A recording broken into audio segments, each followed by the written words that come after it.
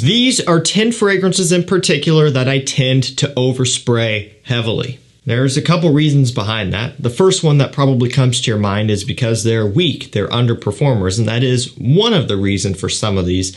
For the other reason though, a lot of times it's because you'll find these trend in the direction of summertime scents, fresher, more brighter, uplifting ones.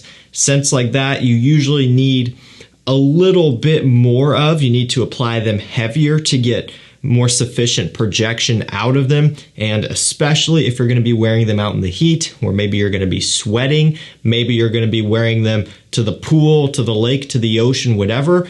Generally speaking, you're going to want to apply those heavier because you're going to be battling the fact that they are going to be getting washed off. And so if you can kind of supplement that by applying more, they'll get you by a little bit longer. That's just a couple of the reasons why I tend to apply these heavier than others, but regardless, these are 10 that I kind of bathe in a little bit.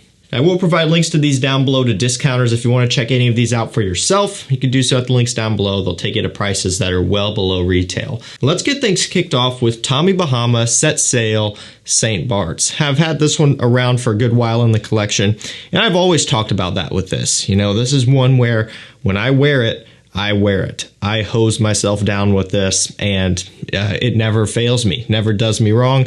You really can't offend anyone with this because a lot of the situations I'm going to be wearing this one in are vacation-like scenarios. And so not only will I wear it on myself, but I like to spray, you know, your beach towels with it and just the place you're staying to make it just smell like a tropical getaway, because that's very much what this one does and kind of the vibe that it gives off. It does have lime, there's some salt in here, some tequila. It smells like a mixed drink. It smells like you're sitting on the ocean, on the beach rather, next to the ocean, just enjoying life. That's what this one is all about. It's fun, it's uplifting, it very much kind of evokes a happy feeling.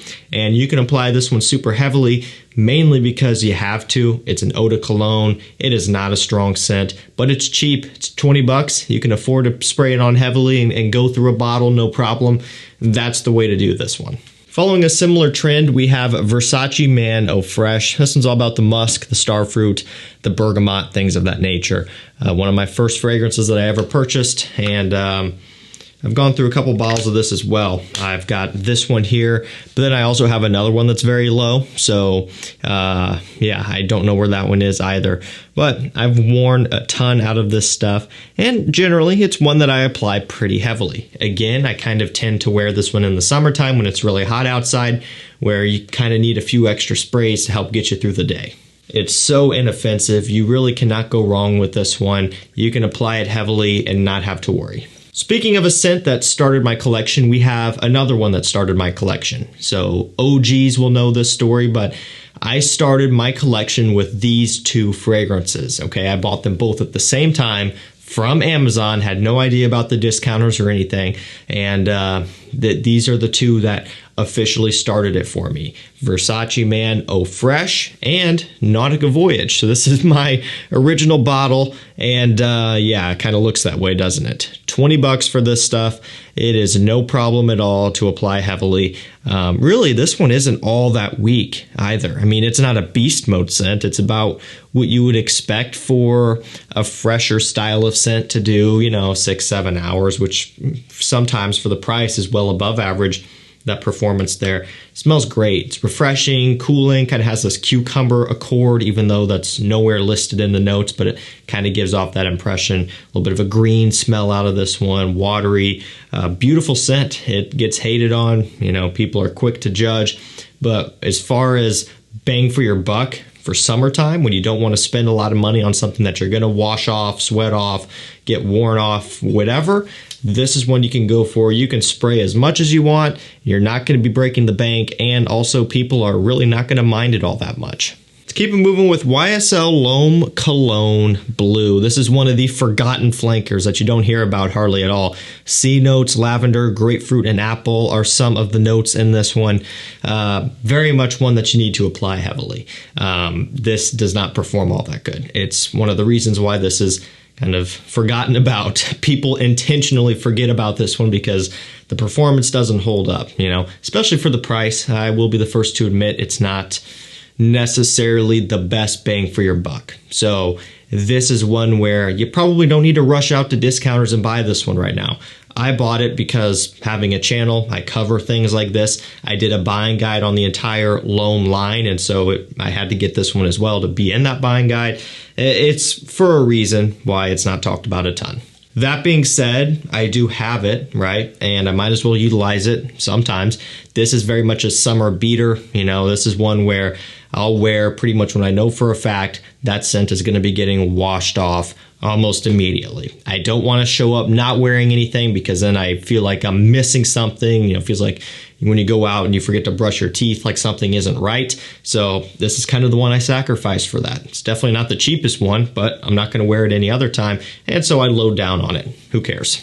Next up, we have Calvin Klein DEFY. This one's got vetiver. There's some apple, bergamot in here, pink pepper. Kind of a little bit of a eau de parfum twist, however, with heavy focus on vetiver. And I have to make sure I make that clear because this one, believe it or not, isn't super linear. You know, it's a Calvin Klein. You might think, oh, it's going to be cheap. It's going to be synthetic. It's going to be boring and basic. But this one really does go through a significant amount of changes. You know, you do get that YSLY comparison most off the opening. Whether you're spraying it on skin, up in the air, you get that sweet apple, amberwood, ambroxan opening.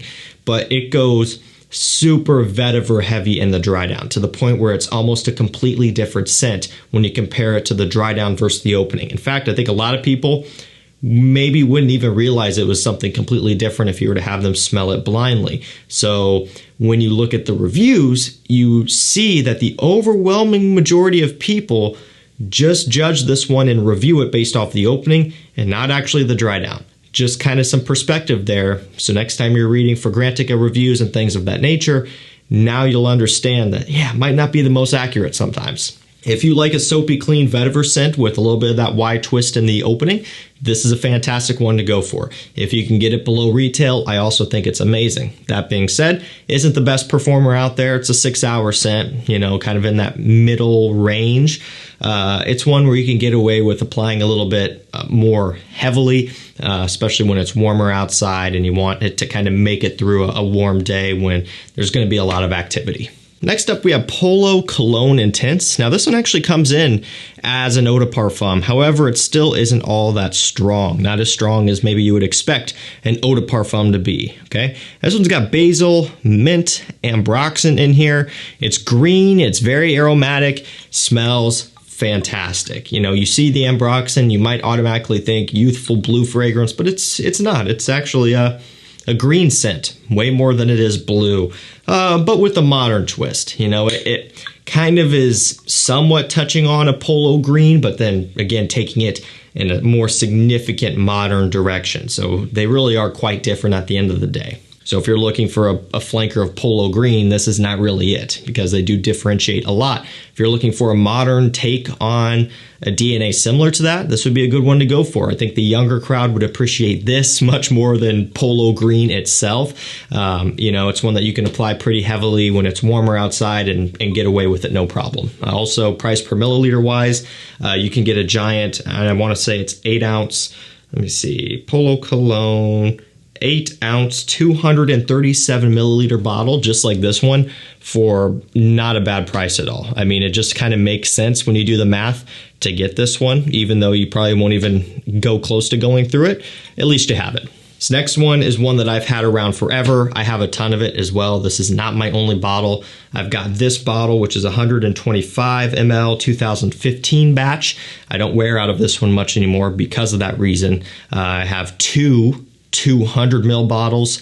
It's ridiculous. It's absurd, but I have them. It's DIOR Homme Cologne. So that's what I wore, you know, when I first got it, back when I first got it. You know, again, 2015 batch. I got this very early on in my collection.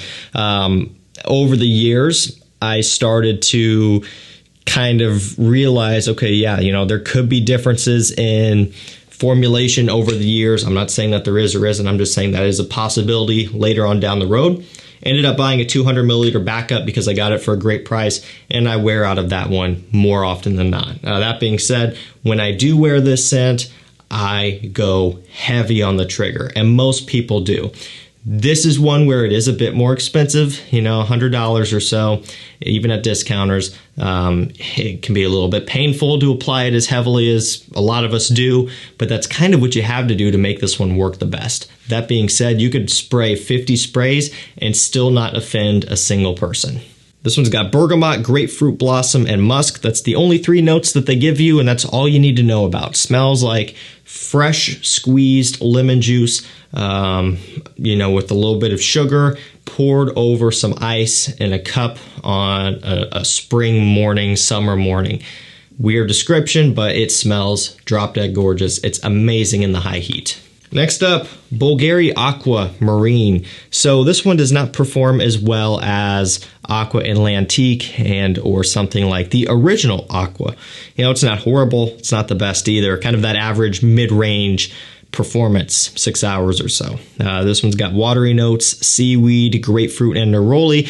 Fantastic scent. Truly one to make you smell unique and to stand out because it really does smell like the ocean. This type of thing can get you in trouble because true, realistic aquatic fragrances are not for everybody. It's super easy to fall into the trap of your Acqua di Gios, your Dolce & Gabbana light blue pour hommes, and any of your Nauticas, things of that nature, which are very much designer mainstream level.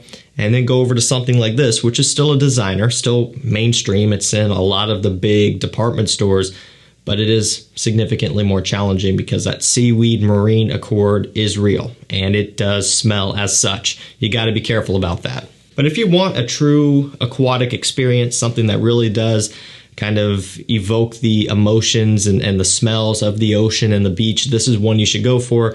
Just spray it on a little bit heavier. Running down to the end, we have Mercedes-Benz Select. So this bottle can be a little bit deceiving. The glass recedes up into the black part right here. So when you flip it over, you can see there's a good amount missing of this one because when I wear it, I wear it. I spray a lot on, but it smells great. It's $30, $35, maybe pushing 40. It's their take on Creed Aventus, but it is done just in an exceptional way. So this one does have all of your fixins that you would expect. It's got bergamot, it's got apple, blackcurrant, ambrox, and that sort of thing. The bergamot is really giving you that kind of pineapple, sweet citric smell that comes from Creed Aventus, of course. Very similar to that DNA, bright, uplifting, fresh, sparkling, and at a fraction of the price. That being said, this is one of the, you know, lesser performing Aventus clones. There are many others that perform better. If you're looking for performance, this is not it. If you're looking for just a really nice bright take though, this is one you could definitely check out. And because it's also cheaper than a lot of the other Aventus clones, you can get away with spraying it on much heavier, use it as a room freshener, things of that nature, and you're not breaking the bank as much as you would if you're doing that with like a Parfums Vintage or even like an Armaf Club de Nuit Parfum or something along those lines where they're significantly more expensive. Last up for this one, Gucci Guilty Black. This one is not the strongest, okay? You gotta go pretty heavy. It's got green notes, lavender, orange blossom, some coriander in here. Very much a green and aromatic scent, but it's very bright, very uplifting, very fruity, fun, and fresh. You know, it's not one that excites most collectors. This definitely isn't something that I smell and think that it's just a 10 out of 10 best thing I've ever smelled. However, it's hard to beat the sheer usability, you know. Anytime in the summer or just when it's warm in general, I suppose, if I just need something that's super easy that I can just spray on and know that I'm not going to offend anyone and that's going to be super easy to pull off, this is one I go for. All of that being said, I do apply it much heavier than I would a lot of other things that I own because it is on the weaker side, but you can get away with it with this type of DNA. Alrighty guys, that's going to do it for me. 10 fragrances that I heavily overspray. I bathe in these and, you know, it's kind of what you have to do sometimes. You know, there are things out there like Mancera Red Tobacco where I definitely would not use the same type of spray routine on that as I do these. But these you can get away with, you know, really kind of going heavy, and some of them you kind of have to. That being said, I don't want to discourage you from buying any of these either. There's a reason why I do overspray these, and that's because I think they're good enough to where I want to give them the chance and I want to wear them. And I'm okay with having to apply more to be able to enjoy them for myself. Links will be down below. Deals will be going out to my mailing list. That's going to do it for me. Thank you so much for watching. Stay safe, stay healthy. We'll see you tomorrow with another one. Take care.